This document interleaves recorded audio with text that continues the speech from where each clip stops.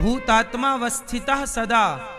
भगवान कहते हैं कि मैं सिर्फ मंदिर में नहीं हूं, तुम्हारी माता तुम्हारे पिता के भीतर भी मैं ही प्रतिष्ठित हूं। तुम्हारे पति के भीतर, तुम्हारी पत्नी के भीतर मैं ही प्रतिष्ठित हूं। भूखे के अंदर, प्यासे के अंदर मैं ही प्रतिष्ठित हूं। आजकल लोग भगवान की खोज अपने माता में नहीं कर पाते, पिता में नहीं कर पाते। मंदिर तो ठीक है, जाते जाते हैं। मंदिर में बैठी प्रतिमा को इंसान ने बनाया है और घर में बैठे माँ बाप को भगवान ने बनाया है। अब आप देख लीजिए कि इंसान की बनाई प्रतिमा को पूजना है कि ईश्वर की बनाई प्रतिमा को पूजना है। इसका मतलब ये नहीं है, हम ये नहीं कहना चाहते कि मंदिर में परमात्मा नहीं है, हमारा ये भाव नहीं है। हम ये कहना चाहते हैं कि दो चीजें होती हैं, एक जड़ एक चेतन। बहुत ध्यान से सुनिए, विषय थोड़ा सा कठिन है पर आपके समझ में आएगा जरूर। एक होता है जड़, जड़ मतलब पत्थर। पत्थर कैसा है? बोलो। जड़ जो हिले ना डुले ना कुछ नहीं, वो जड़ वस्तु कहते ना, जड़ है। ये जड़ वस्तु है। ये वस्तु कैसी है? जड़ वस्तु है।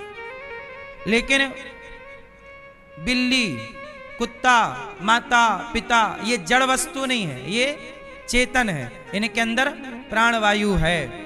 ये देख सकते हैं, सुन सकते हैं, बोल सकते हैं, सुख दुख बयां कर सकते हैं। चेतन, चेतना है। अच्छा, पत्थर के अंदर चेतना, चेतना नहीं है। पत्थर जड़ है और माता पिता चेतन है। अब ये बताइए कि भगवान को पहले कहां देखें, जड़ में देखें कि चेतन में देखें? भगवान तो सब जगह है। जड़ जड़ चेतन गुण दोषमय विश्व कीन करतार, हरि व्यापक सर्वत्र समाना। जड़ चेतन दोनों में परमात्मा है। बहुत ध्यान से सुनिएगा, जड़ और चेतन दोनों में परमात्मा समान रूप से व्याप्त हैं। पर यह बताओ कि पहले परमात्मा को जड़ में देखें कि चेतन में? जोर से। पहले ABCD में ABCD पढ़ाया जाता है या XYZ पढ़ाया जाता है? पहले ABCD, पहले का खा गा घा पढ़ लो, फिर क्षत्रज्ञा पढ़ लेंगे। पहले क्या पढ़ाया जाता है? अ आ इ ई उ ऊ ए ऐ ओ औ अम आ, का खा गा घा, यही ना? ऐसे ही है।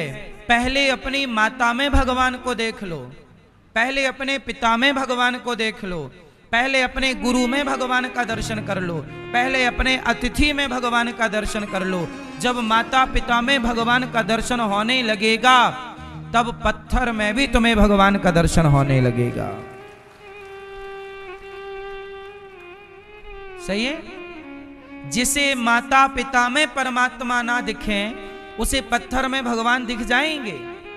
इसलिए लोग, है ना? आओ बैठो जल्दी से, सुनो। दादाजी, आपने भगवान को देखा है? नहीं। मैया, आपने भगवान को देखा? नहीं। बगल वाली मैया, आपने भगवान को देखा? नहीं। आपने चश्मा वाले भैया भगवान को देखा? नहीं। पीछे वाले भैया, आपने भगवान को देखा? नहीं। आपने भगवान को देखा? नहीं। आप सबने भगवान को नहीं देखा। अब देखो, अच्छा ये बताओ दादाजी, आप कभी मंदिर गए थे? गए हो तो मंदिर किसे देखने गए थे? भगवान। और अभी आप कह रहे हो भगवान को नहीं देखा हैं?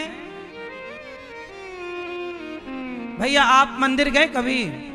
किसे देखने गए थे मंदिर? पड़ोसन के लिए तो नहीं गए थे? नहीं नहीं, आप देखो, आपने ही बोला, इन्होंने क्या बोला पहले? मैंने भगवान को नहीं देखा। और अभी क्या बोल रहे हैं? मंदिर गया था। तो जब भगवान को देखा ही नहीं तो मंदिर किसे देखने गए थे? सवाल तो खड़ा होगा। आप मंदिर किसके लिए गए थे? भगवान दर्शन क्या देखा वहां? भगवान को देखा? तो अभी तो आप कह रहे थे हमने भगवान को नहीं देखा, आप भी तो सिर हिला रहे थे नहीं देखा। फिर अब सुनो, आप लोगों ने पत्थर की मूर्ति में परमात्मा को देखने का प्रयास किया, नहीं दिखा। इनकी गलती नहीं है, ये सच कह रहे हैं। इन्हें पत्थर दिखा है, भगवान नहीं दिखे। क्यों? क्योंकि इन्होंने जब तक चेतन वस्तु में, जब तक अपनी माता पिता में, जब तक परमात्मा नहीं देखोगे, जब तक काखा गाघा नहीं पढ़ोगे, तब तक क्षत्रज्ञ समझ में नहीं आएगा। जब तक ABCD नहीं पढ़ोगे, तब तक XYZ समझ में नहीं आएगा। जब तक अपनी माता पिता अतिथि में परमात्मा को नहीं देखोगे, तब तक परमात्मा पत्थर में कभी नजर नहीं आएगा। तुम जाओ, किराया भाड़ा लगाओ, तुम्हें मिलना कुछ नहीं है, 0 बटा सन्नाटा ही रहेगा। गलती आपकी बिल्कुल नहीं, आपने ठीक कहा कि हमने परमात्मा को नहीं देखा, क्योंकि कभी मां में परमात्मा नजर नहीं आए। नामदेव जी को कुत्ते में भगवान दिख गए। जब तक कुत्ते में, चेतन वस्तु में परमात्मा नहीं दिखेगा, तब तक जड़ में नहीं दिखेगा। आप कितना भी फिर टुकुर टुकुर देखते रहो, दिखेगा वो काला काला पत्थर ही। इतना भी सस्ता नहीं है ना। जरा सोचिए कि दही में मक्खन है, भैया सुनना, दही में मक्खन है, पर निकालने में पसीना निकल आता है। दही का मक्खन निकालने में क्या करना पड़ता है? मंथन। आजकल तो मशीन का जमाना, जब मशीनें नहीं थी तब देख लो हालत। बिना मंथन के जब मक्खन नहीं निकलता दही से, तो पत्थर की प्रतिमा में भगवान को देखना कितना कठिन है। पत्थर में भगवान को ढूंढना कितना कठिन है, जरा सोचिए। ये सबके बस का नहीं है। ये कब होगा? जब तुम्हें धीरे धीरे सत्संग के द्वारा कण कण में उस परमात्मा का साक्षात्कार होने लग जाएगा। फिर धीरे धीरे, जैसे कच्चा आम पेड़ को पकड़ के रखता है, पर जब आम पक जाता है तो पेड़ से छुड़ाना नहीं पड़ता, वह अपने आप जब तक कच्चापन है तब तक ही ये अंधापन है, भगवान के ना दिखने का अंधापन। और जैसे ही आप सत्संग के द्वारा अपनी भक्ति को पकाओगे तो जगत छूटेगा नहीं, छोड़ना नहीं पड़ेगा, छूट जाएगा। और परमात्मा का दर्शन, फिर ये नहीं कहना पड़ेगा कि हाँ हमें दिख रहे हैं, वहां मंदिर में गए थे तो भगवान दिखे। नहीं, प्रहलाद जी ने खंबे की तरफ देखा। हिरण्यकश्यप ने बोला, बोल तेरा भगवान कहाँ है? बोले खंबे पर है। हिरण्यकश्यप बोला, मुझे तो नहीं दिख रहा है। प्रहलाद जी ने कहा, पिताजी आपको इसलिए नहीं दिख रहा है क्योंकि आपके अंदर प्रेम नहीं है, भक्ति नहीं है, इसलिए आपको पत्थर दिख रहा है। मुझे क्या दिख रहे हैं? मुझे तो भगवान दिख रहे हैं। प्रहलाद को खंबे में भगवान दिखे और हिरण्यकश्यपु को खंबे पे खंबा दिखा। ऐसे ही है कि प्रेम लेकर मंदिर जाओगे तो प्रेम से प्रकट होकर मूर्ति से तुम्हें परमात्मा दिख जाएंगे, और यदि प्रेम नहीं होगा तो पत्थर ही देखकर क्या वापस आओगे और संतोष कर लोगे कि हमने भगवान को देख लिया। वो दिखेगा कैसे? राम ही केवल प्रेम प्यारा, और जान ले ये जो जान नहीं हारा। यदि प्रेम का चश्मा नहीं है तो भला प्रेम के चश्मा के बिना, ये बताओ मैया, बिना चश्मे के अक्षर नहीं दिखते। जिसको लग गया चश्मा उसे बिना चश्मे के अक्षर नहीं दिखते। जब बिना चश्मे के अक्षर नहीं दिख रहे हैं तो बिना भक्ति के चश्मे के भगवान कैसे दिख जाएंगे भाई? क्या वो चश्मा है? नहीं है तो फिर आप कह रहे हैं कि हमने भगवान को नहीं देखा। यदि वो चश्मा लगाकर देखते तो फिर ये ना कहते कि नहीं हमने भगवान को नहीं देखा। बिहारी जी कोई पत्थर की प्रतिमा नहीं है, जगन्नाथ जी कोई लकड़ी की प्रतिमा नहीं है, ये साक्षात है। भगवान के मंदिर में कोई पत्थर नहीं होता, ये तो अपना अपना नजरिया है। मानो तो मैं गंगा मां हूं, ना मानो तो बहता भाई नदी है, पानी बह रहा है, और मानो तो माता है। ऐसे ही है, मानो तो ये परमात्मा है, नहीं मानो तो क्या है, कुछ नहीं है। इसलिए आपने कहा हमने भगवान को नहीं देखा, आप सबने भगवान को देखा है, और देखा नहीं देख रहे हो। प्रेजेंट में भी, वर्तमान में भी आप भगवान को देख रहे हो, लेकिन आप मानने को तैयार नहीं। उदाहरण से समझाता हूं आपको। अच्छा ये बताओ, आप लोग अभी भगवान को देख रहे हो कि नहीं? उत्तर दो। देख रहे हैं? कैसे, कहां देख रहे हैं बताओ? आपको दिखने लगे सब जगह? इतने जल्दी, बहुत जल्दी आप, मतलब वाह।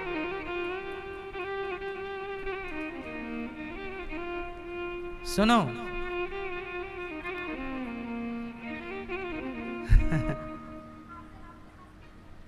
सुनो, भगवान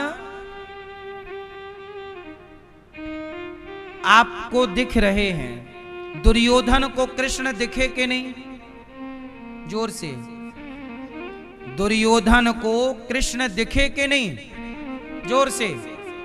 दिखे, सामने ही तो खड़े थे कृष्ण, पर वो पहचाना नहीं। दुर्योधन के सामने कृष्ण हैं, पर उसने पहचाना नहीं। रावण के सामने राम है, पर रावण ने, ऐसे ही है कि भगवान आज भी हम सबके पास हैं, सामने हैं, अगल में बगल में, सब जगह।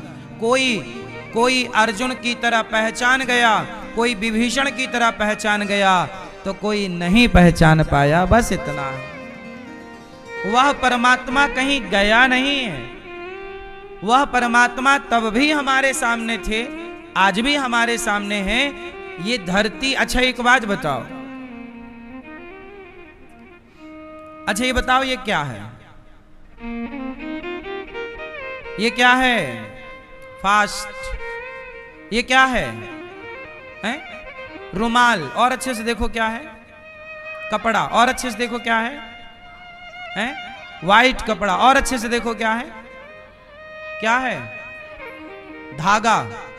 और देखो क्या है? धागा, कॉटन। और देखो क्या है? हाँ, और अच्छे से देखो कॉटन, फिर पेड़, वृक्ष। और अच्छे से देखो क्या है? बीज। देखो, अब ध्यान से समझना। सबसे पहले आपको क्या दिखा? रुमाल।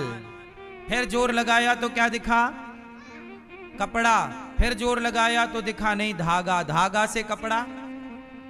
फिर बोला धागा नहीं, धागा बना किससे? कपास। कपास, कॉटन।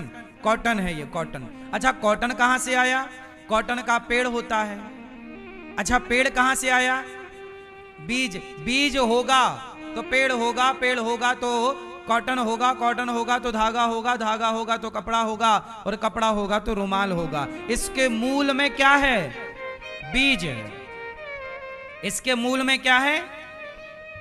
ऐसे ही जैसे इस रुमाल सबको दिख रहा, कपड़ा सबको दिख रहा, पर बीज किसी को नहीं दिख रहा, पर मूल में बीज है या नहीं? ऐसे ही स्त्री पुरुष पेड़ पौधे सबको दिख रहे हैं, पर इन सबके से सृष्टि के मूल में बीज के रूप में परमात्मा ही परमात्मा है। हर जीव के भीतर बीज रूप में वह परमात्मा ही है, जिसे कहते हैं पुरुषायादि बीजाय परेशायाभि धीमहि। उस भगवान के सिवा किसी के अंदर कुछ भी नहीं। अच्छा भैया ये बताओ, आपके अंदर आप कहां हैं? जरा आप अपने आप को ढूंढ के बताइए मुझे, आप कहां रहते हैं? आप कहां रहते हैं?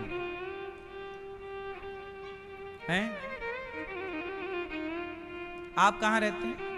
छोड़िए भाई, आप बताओ आप कहां रहते हैं? दिल्ली। तो दिल्ली में आप कहां रहते हैं? वैशाली। वैशाली में कहां? सोसाइटी में कहां? घर पे। घर पे अभी तो आप यहां हो, घर पे कौन है? घर पे सिर्फ घर खड़ा है, स्ट्रक्चर है। आप कहां रहते हैं? आपका नाम क्या है? विनीत कहां रहता है बताओ? आपने जो परिचय दिया वो घर का परिचय है। आप तो घर नहीं है, आप घर से अलग हैं। विनीत कहां रहता है ये बताओ? इस संसार में। अभी आप समझे नहीं, चलो हम समझा देते हैं थोड़ा। अनिरुद्धाचार्य कहां है? बताओ अनिरुद्धाचार्य कहां है? भाई अनिरुद्धाचार्य गौरी गोपाल में कहां है? अनिरुद्धाचार्य नाम का शरीर है ये। इस हुलिया को अनिरुद्धाचार्य कहते हैं, इस हुलिया को विनीत कहते हैं, इस हुलिया को अमित कहते हैं, इस हुलिया को सीता गीता गायत्री कहते हैं। हुलिया का नाम है ना? सही। ये हुलिया जरा सा मिटा, जैसे प्लेन हादसा हुआ अहमदाबाद में तो सारे यात्री जल गए, सबका हुलिया बिगड़ गया, तो कोई नहीं पहचान पाया कि ये मेरा भाई है कि बेटा है कि बाप। बताओ, डीएनए हुआ तब ना पहचान मिली। हुलिया जरा सा बिगड़ेगा तो आपको आपके अपने भी नहीं पहचान पाएंगे। ये बात सही है कि गलत है? तो अब बताइए कि आप कहां रहते हैं? इस शरीर में आप कहां हैं? आप विनीत को ढूंढ के बताइए, विनीत कहां रहता है? ये आपका ये हाथ, ये आपका क्या है? हाथ है। ये आपकी आंख है, ये आपकी नाक है, ये आपके गाल हैं, ये आपकी छाती है, ये आपका पेट है। आप कहां हैं? बताओ आप कहां हैं भैया? इस शरीर में आप कहां हैं? इस शरीर में आप कहां रहते हैं? जरा बताओ कहां रहते हैं? चश्मा वाले भैया बताएंगे। आप कहां रहते हैं इस शरीर में? इस शरीर में आप कहते हो ना, मैं अनिरुद्धाचार्य, मैं विनीत, मैं विकास, मैं फला फला। तो भाई तुम कहां? वही तो हम पूछ रहे हैं कि यदि आप कह रहे हो आपका क्या नाम है? अमित, तो अमित कहां है इस शरीर में? आपका नाम क्या है? मनीष। मनीष कहां रहते हैं इस शरीर में? मनीष को ढूंढिए कहां है? मनीष नाम का क्या है? आप बताइए, मनीष नाम का शरीर में क्या है? मनीष किसका नाम है बताइए? मनीष शरीर में किसी का नाम मनीष नहीं है। इसका नाम उंगली है, इसका नाम अंगूठा है, इसका नाम पंजा है, इसका नाम हाथ है, इसका नाम कंधा है, इसका नाम पेट है, इसका नाम फेस है, इसका नाम दांत है, इसका नाम कान है, इसका नाम बाल है। मनीष किसी का भी नाम नहीं है शरीर में। मान बैठे हैं कि मैं मनीष हूं, मान बैठे हैं कि मैं अनिरुद्धाचार्य हूं। आत्मा का नाम मनीष नहीं है, आत्मा का ऑलरेडी नाम आत्मा है। मन का नाम ऑलरेडी नाम मन है, बुद्धि का नाम ऑलरेडी नाम बुद्धि है, चित्त का नाम ऑलरेडी नाम चित्त है। मनीष कहां है बताओ? कहां है मनीष? कहीं नहीं है मनीष की सत्ता। ढूंढो बारीकी से, कहीं नहीं है अनिरुद्धाचार्य की सत्ता।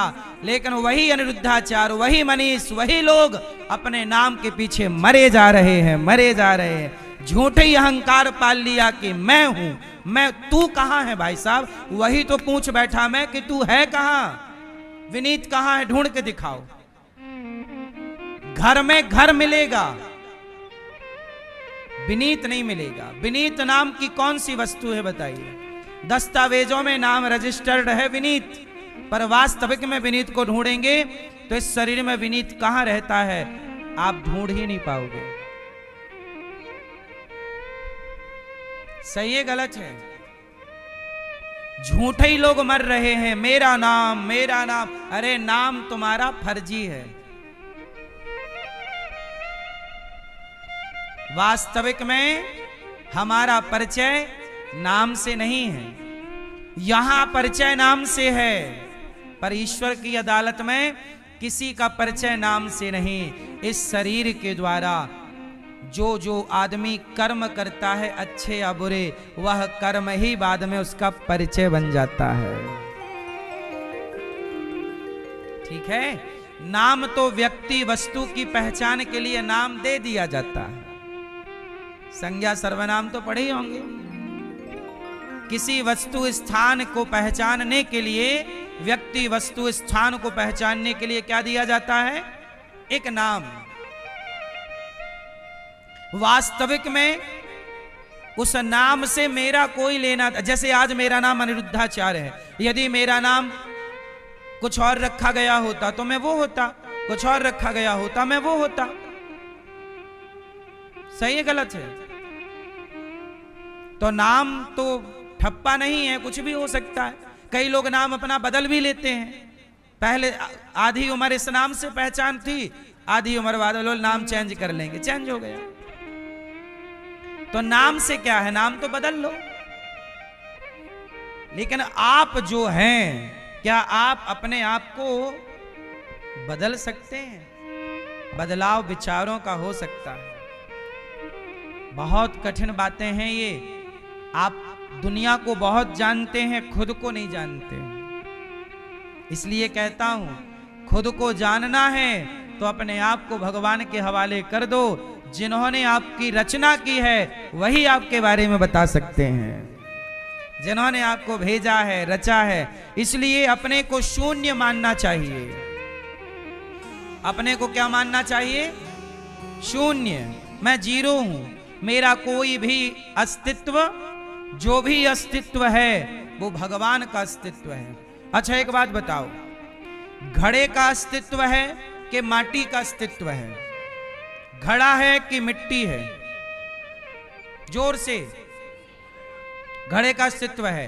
तो ऐसा करिए भाई साहब कि घड़ा आप रख लीजिए और घड़े की मिट्टी हमें जरा लौटा दीजिए। जब घड़े की मिट्टी हमें आप वापस करेंगे तो आपके पास घड़े का अस्तित्व रह जाएगा? उत्तर दीजिए, उत्तर। घड़े का अपना कोई अस्तित्व नहीं है। घड़ा नाम की कोई वस्तु नहीं होती। मिट्टी के आकार को घड़ा कहते हैं। मिट्टी के एक तरह का हुलिया गोल गोल बना दिया, घड़ा लंबा लंबा बना दिया, गिलास हो गई, कुल्हड़ हो गई। गोल पेट बड़ा कर दिया, ऊपर से पतला कर दिया, सुराही बन गई। तो इनके नाम अपने नहीं हैं। ये मिट्टी का आकार बदलता गया, नाम बदलते गए। अस्तित्व किसका है माटी। मिट्टी के घड़े में, हाँ व्यवहार में कहते हैं भाई साहब एक घड़ा दे दो, व्यवहार में घड़ा ही बोला जाएगा, पर तत्व की वास्तविक दृष्टि में वह घड़ा, वह मिट्टी है। सही है गलत है? ऐसे ही जैसे घड़े में घड़े की सत्ता नहीं, मिट्टी की सत्ता है, ऐसे आप में आपकी सत्ता नहीं, भगवान की सत्ता है। हम में हमारी सत्ता नहीं, भगवान की सत्ता है। इसी तरह कण कण में उस परमात्मा की ही सत्ता है। इसलिए भगवान के सिवा धरती में दूसरी कोई सत्ता नहीं। मुझे नहीं दिखता, मुझे नहीं लगता कि ईश्वर के अतिरिक्त भी कुछ है। आपको लगता है? हाँ, व्यवहार में आपकी हमारी सत्ता दिखती है।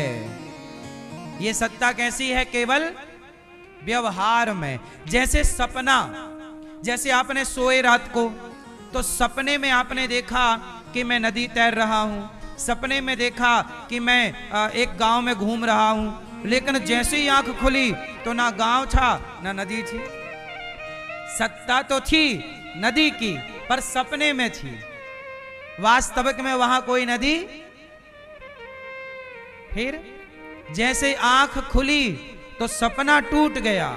ऐसे ही जिस दिन ये आंखें बंद होंगी उस दिन ये जिंदगी का सपना भी टूट ही जाएगा। रात को देखा था वो भी सपना है, और ये जो दिन में चल रहा है ये भी सपना। ना वो अपना ना अपना कुछ है। तो मीरा जी कहती हैं कि मेरे तो गिरधर गोपाल दूसरो ना कोई, भगवान ही अपने हैं। इसलिए एक परमात्मा की शरण में रहो, उस एक सत्ता को स्वीकार करो और अपने अहंकार को किनारे कर दो कि मैं कुछ हूं। कुछ नहीं हूं मैं, ये केवल तुम्हारा एटीट्यूड है, अभिमान है, ईगो है, घमंड है, दर्प है, कुछ नहीं है। यही घमंड नहीं मिट पाता व्यक्ति का। इसलिए सुखदेव जी कहते हैं कि सब में मेरा दर्शन करो, अर्थात भगवान का। और श्रोतव्य, ज्यादा से ज्यादा कथा सुनो, कीर्तितव्यश्च, कीर्तन करो और स्मरण करो ठाकुर जी का, भगवान श्रीमन नारायण का, सदा राम का, सदा कृष्ण का, सदा स्मरण करते रहिए। सदा जितासनो जितश्वासो जित संगो जितेंद्रिया, धीरे धीरे मन को जीतो, अच्छी संगत करो और धीरे धीरे अपने आप में काबू करो, कंट्रोल। किसको जीतना है? हमारा शत्रु कौन है? क्यों भैया, हमारा शत्रु कौन है? आपका शत्रु कौन? आपका शत्रु कौन?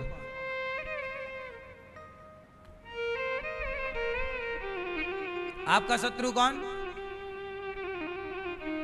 आपकी सास?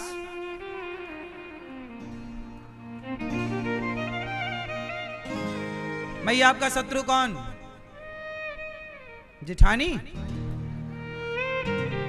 देवरानी? अच्छा, आपका शत्रु है आपका मन। आपका शत्रु कौन है? हमारा मन।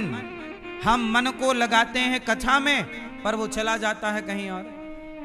हम माला लेके बैठते हैं जाप करने, वो मन चला जाता है वहां।